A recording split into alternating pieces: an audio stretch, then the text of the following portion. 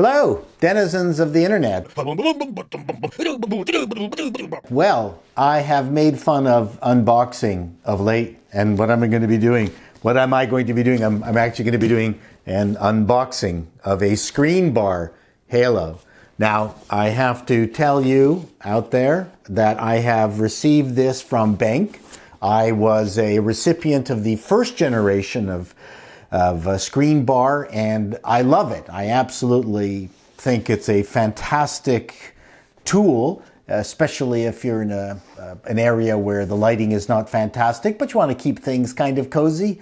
And I've got two computer areas. Upstairs I've got my writing area, which is nice and airy and in my loft. And downstairs I've got my fortress of solitude, or doom, where I do all my video editing and where I do most of my shooting. But I'm shooting up here, actually in real daylight. I haven't done this since the first videos that I shot. So this is kind of refreshing to be up here. And on my G85, I am actually going to be doing an unboxing. I think this is going to be fun because it's not the kind of product that you would normally unbox, which is exactly why I'm unboxing it. Usually it's expensive stuff, something, drones or things like that. This is just a simple light for your monitor to help you see better when you're computing. Where do I have everything? See, I don't even know how to unbox anymore. It's been so long that I've lost my unboxing capability. But yeah, sometimes it's fun. Yes, I make fun of unboxing because it was a stupid part of YouTube culture. But I'm going to do one because I deserve it. So this is very nice. Much nicer packaging than the very first Screenbar. So this is, oh, by the way, they are giving me this for free.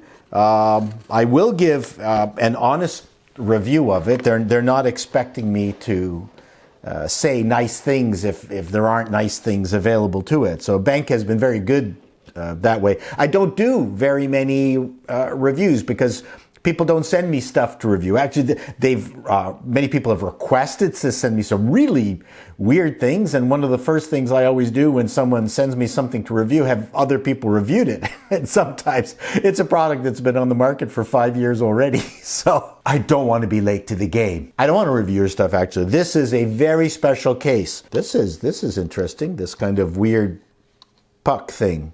I don't know what this is. Oh, looks like it has an on-off buttony thing. Okay, so here's the business. This is beautifully packaged. Wow, this is way nicer than the first one. I guess they've been selling.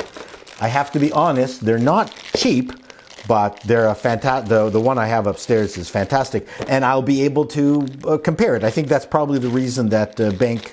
Am I pronouncing it right? BenQ. I don't know what it is. The reason they sent this one to me for review was because I'm an expert in Screenbar lighting. I don't know if there's anyone else on the internet, on YouTube, who is as big an expert as me on the BenQ Screenbar lighting technology. So yeah, they've certainly upped their game in terms of the way this is packaged. Oh, there's tape on this. Okay, let's get this tape. I'm going to be very careful. Not a good idea to pull it towards myself. Not, I sort of thought better of it. Okay, so that's done. Wow. This is, the finish on this is much nicer. We will switch to an evening setting. So this one really does look like it's worth the money. I don't know if this lights up. We shall see. I don't want to wreck this. Oh, there's a little snappy thing. Ah! Yep, there was a tiny snappy thing. I'll put the batteries in later. So obviously this is a controller. It looks really deluxe. It's almost like an editing wheel. I wonder if I can. This will sub as an editing wheel for Final Cut Pro. That would be awesome. Lighting control and editing wheel. So I'll put the batteries in this later. I'll have this all set up when I do the next part of the review. This is just the unboxing part, and then the last thing to just unbox is this little Screenbar Halo box, which has got some extra padding, okay, in case you need it. Pad for curved monitor. Oh, right, if you've got if your monitor is curved. I will be reading this later on, getting myself familiarized with this Halo, this brand new Pro Halo, and I look forward to putting it through its paces and comparing it to the old one that I've got. We'll talk to you later. Here we are in the evening, at night, as promised, and I'm in the dark, which most people accuse me of being most of the time. Anyway, I thought it would be better to show just how the setup works rather than lighting myself and make this into a really nice scene. This is the way I work up here, and I find it really, really cozy. It's nice. This is the only source of light that I need other than what's coming off the monitor. You can see that my keyboard is all nicely lit, and I really, really enjoy this setup, and the only light that I'm using is the one from the screen bar. This particular screen bar here, the old one, I'm using the old one, so I'm going to tell you what the features that this one has, and we'll see what the new bar has in comparison, whether it has anything new or it works better, or we shall see. The construction of this is super sturdy. It's basically the same as the new one, just looking at it. There's a space for my webcam, my Logitech webcam. I can put it on automatic, and it will sort of figure out how much light I should have in my environment. It also adjusts the color temperature. I can do my own color temperature adjusting here, and then another one here for the actual brightness, but usually I just leave it on automatic, and it works quite nicely. The one concern I had when I tested this first many years ago was just how much light would spill on the screen, and some light does spill, but really not very much. And when the screen is on, I mean, you really, really don't notice it. This is just a lovely environment. It's one of the reasons why I still use it, and I think it's just a fantastic product, and I really, really enjoy it as a writer. So let's change this out for the brand new one, and let's see what the new screen bar has to offer. So I've got the brand new screen bar set up, and I thought it was just going to be a tiny change. Well, it's a massive difference between the old one and the new one, primarily because the new one is now driven by that puck that I showed you early on during the unboxing. I mean, obviously, I knew something was on about this.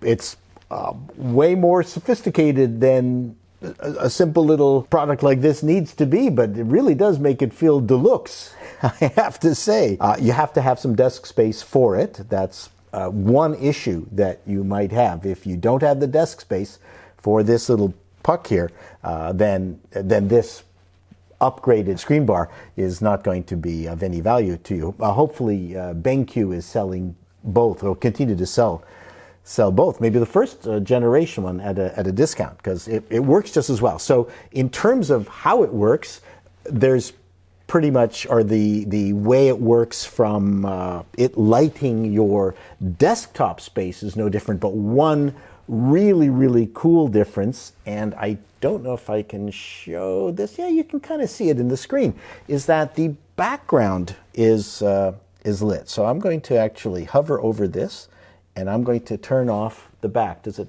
Yeah, it turns off the back. And now it's just the back, if you want to be in a even more moody experience. And now it's showing both the light on my keyboard and the back. Now, I'm sure their scientists must have read some books on the subject, but if you've got a wall behind your setup and you're able to bounce some nice light off that wall, it actually makes for a much more pleasant, productive, and I think healthy from an eye health perspective option. I think this is a fantastic option. I was wondering what that large translucent white thing was on the back of this particular model of the screen bar, but that's what it does. It lights up just as I thought, and bounces off a nice amount of soft light off the opposite wall, creating, I think, an even better and healthier experience for your eyes. This thing is a bit weird. One of the things I have to say I don't like is that it does have a bunch of options that will show up in red, but you can't really see it. It's dark until you actually touch the bar. Come on, touch the puck. So now I can adjust brightness, for instance, and it's got these cool little light up dots. Maybe I'll do some B-roll and show you that. It's very spiffy. I want to use this to edit my Final Cut Pro videos, like I said earlier on. And you can change your color temperature using the dial. I don't know if you can see it on the camera, but it's pretty neat. Settings are kind of hidden from you unless you fumble around and touch them. I mean, if they're going to improve on this, it'd be nice to actually see it. But maybe what BenQ wanted was when it's out of the way, it's completely out of the way, so it doesn't look like any kind of a control device. And I can understand the aesthetics of this. So now it's completely out of sight, out of mind. Number one, it does the job. It certainly gives all the light that I need in much the same way as the first generation did. I absolutely love the bounce light behind the monitor. This piece of technology is absolute overkill for a device like this. I mean, I think a lot of that stuff could have just been added to the top, but you know what? Why not have fun with your devices? I play with my devices all the time. Oh, I forgot to mention, it's USB powered, 5-volt USB source. Well, thank you very much, BenQ. Till next time, denizens. Be seeing you.